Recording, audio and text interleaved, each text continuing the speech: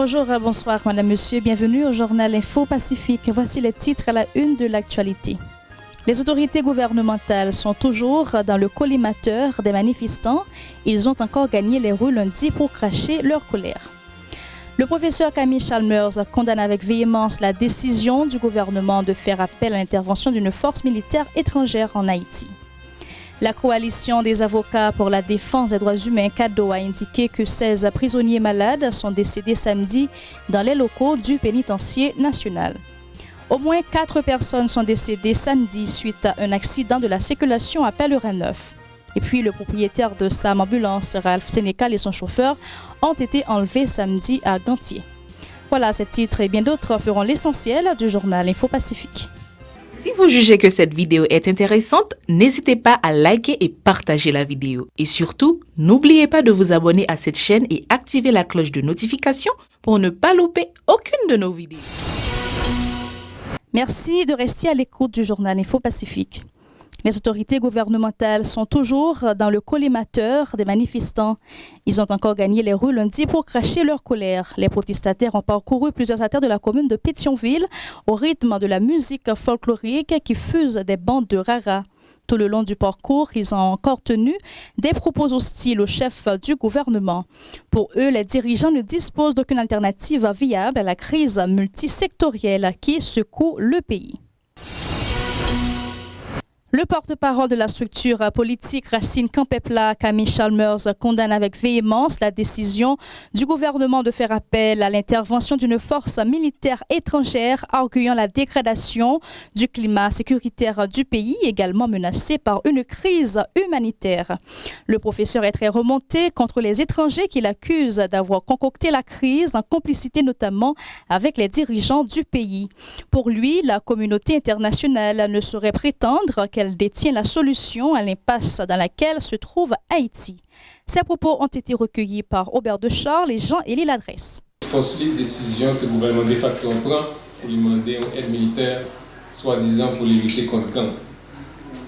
Il est extrêmement important pour nous comprendre qui ça qui a joué aujourd'hui, côté que objectif pour que soldats Nations Unies, aux soldats américains, des soldats forces multinationales, multilatérales envahis paysan, il fait partie d'un projet qu'il a longtemps et c'est projet ça qui a été exécuté. Il est clair que le gouvernement en place qui n'a pas aucun titre, ni qualité, ni compétence pour être capable de solliciter une intervention étrangère, ils sont instruments dans la main politique impériale. Par ailleurs, M. Chalmers a vertement critiqué le chef de la primature, indiquant que ce dernier n'a jamais travaillé au bien-être du pays, comme l'atteste le bourbier dans lequel il patauge. Selon le dirigeant politique, Ariel Henry n'assurait que la défense des intérêts d'une clique et des membres de la communauté internationale qui l'ont toujours soutenu, en dépit de toutes ces dérives à la gouvernance du pays, a fustigé Camille Chalmers.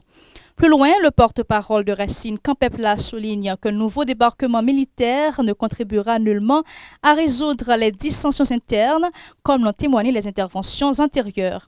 Les problèmes interhaïtiens se sont plutôt accrus à la grande satisfaction des étrangers, a fait remarquer le professeur Chalmers. Il préconise un consensus au niveau de tous les acteurs pour que le sol national soit à nouveau souillé par des soldats étrangers. Selon le dirigeant politique, une entente nationale permettra de lutter contre l'insécurité, ajoutant que l'instauration d'un climat de paix favorisera le renforcement institutionnel dont le pays a besoin pour prendre la route de la stabilité et du progrès. Camille Chalmers est toujours au micro d'Aubert de Charles et Jean-Élie Ladresse. Donc, c'est une illusion de penser que aujourd'hui, forces américaines, des forces Nations Unies, etc., pourraient intervenir pour résoudre le problème gang. D'ailleurs, il est clair, si vous regardez CNDDR, qui gens qui transforment le chef de gang en leader communautaire, vous regardez tout ensemble de projets qui fait à travers circuit de gang qui fait que aujourd'hui, il y a une puissance économique, il y a une puissance sociale pour être capable de contrôler une série de quartiers. Donc, il est clair que aujourd'hui, l'occupation ministérielle, il renforce les gangs, il renforce l'incapacité de force publique de répondre à la gang. Les porteurs du protocole d'entente nationale PEN rejettent aussi l'intervention d'une force militaire étrangère sollicitée par le Premier ministre dans l'optique de résoudre la crise sécuritaire et une éventuelle catastrophe humanitaire en Haïti. Pour eux, le renforcement de la police nationale et des nouvelles forces armées d'Haïti, FADH, permettra de mater les gangs armés qui imposent leurs lois au pays. Il souligne qu'un nouveau débarquement militaire va empirer la situation. Par ailleurs, il s'insurge contre l'ajustement des prix du carburant considéré comme la goutte qui a fait déborder le vase. Les promoteurs de l'accord PN se disent favorables à la poursuite de la mobilisation antigouvernementale. Écoutons Marie-Denise Claude lors d'une conférence de presse lundi à Port-au-Prince. Ces déclarations ont été recueillies par Vladimir Préleville et Aude Léjean. Vivre une situation extrêmement difficile. Problème gang, problème grand goût, problème santé, problème misère, problème chômage, problème population qui n'a pas déplacer. Il y a un gouvernement qui là, qui n'a pas ni mandat, ni légalité pour engager le pays d'Haïti dans rien. Sous tout problème que nous gagnons, que le pays a confronté, côté population, depuis près de 2 mois, presque chaque jour dans la rue, le pays est bloqué avec un gaz. Le gouvernement mettait plus de 130% sous prix gaz là. Les pouvoirs, ouais, malgré crise gaz, tout problème, ils n'ont pas de capacité pour répondre à la situation. Un monde qui est correct, si tu as un monde dans le pouvoir, ça, le premier bagage que nous avons pour faire, c'est dire que bon, nous sommes finis, nous sommes pour le pouvoir en pensant qu'avec tout le monde qui était au pouvoir, parce qu'il n'y a pas ici en Bayol, c'est avec un tweet que M. Ariel vient Premier ministre. C'est pour gagner assez de courage pour le dire à toute population, moi, pas capable. Tout effort que je fais, je essayé, je ne suis pas capable. Il n'a pas dit ça. Il est toujours là pour continuer à mobiliser. Mais on a demandé à tout secteur de la vie nationale là, pour mettre tête ensemble.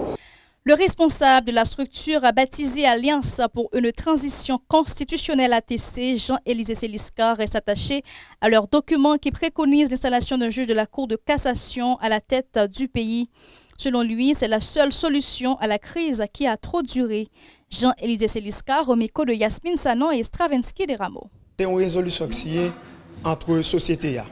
L'homme dit société, parce que l'engagement, la bataille qui fait pour que nous accouchions la Constitution 87 là, ce n'est pas bataille un groupe, ce n'est pas bataille une organisation, mais c'est bataille toute société. Ça qui vient faire que, en dépit de chemin de délivrance à Haïti, Kedop Saint-Dop, Haïti Marder, Faisceau démocratique, on l'a tiré parti politique depuis, nous songeons ça à la presse, depuis plus que 2 années, qui a demandé ces constitutions pour appliquer, pour mettre fin à la crise. Ils n'ont pas attendu nous.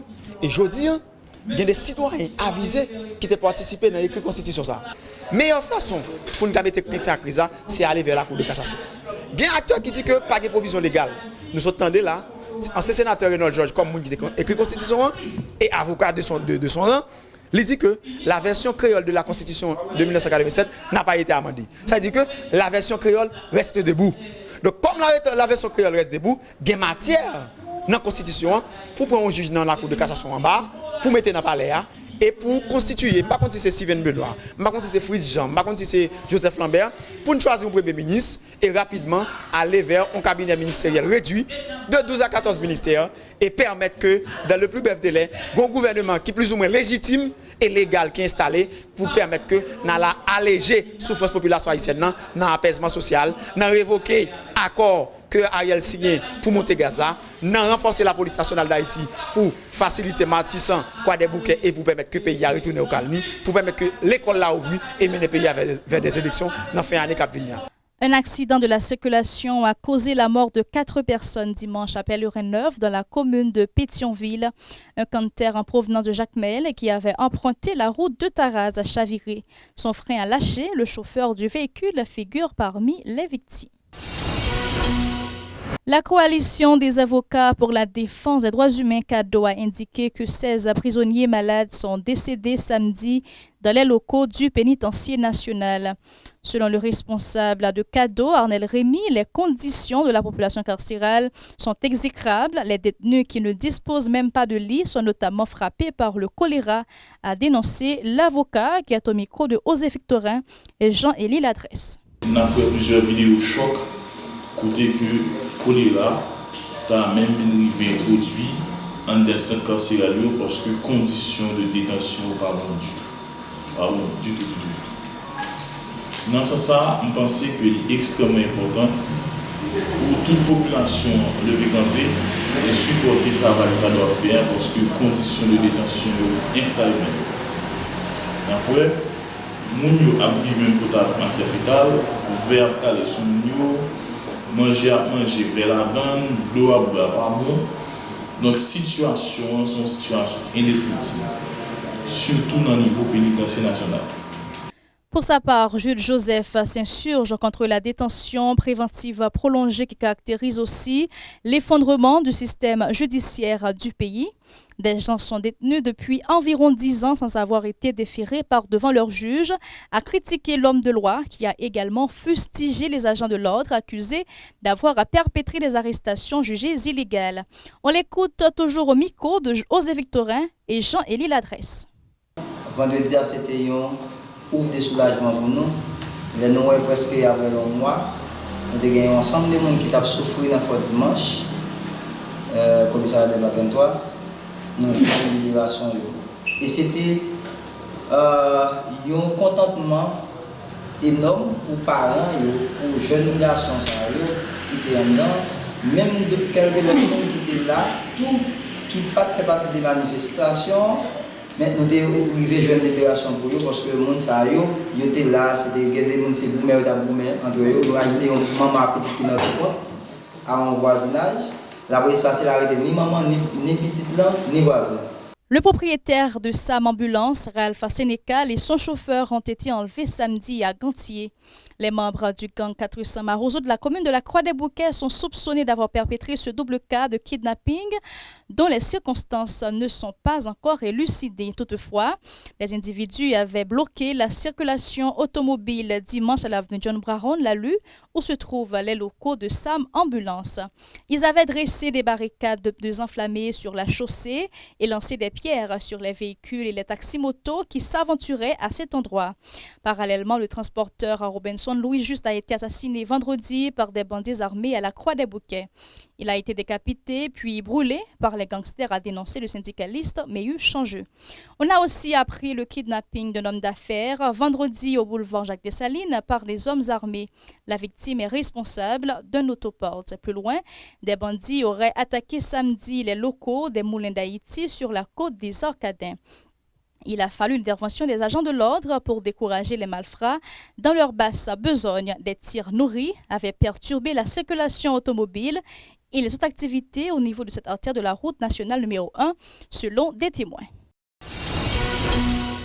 C'est ici que nous mettons fin au journal Info Pacifique. N'oubliez pas de nous suivre sur Free depuis la France, chaîne 434, sur notre site radio-télévision pacifique.com et sur Play TV, chaîne 95. Bonne suite de programmes sur la télévision Pacifique.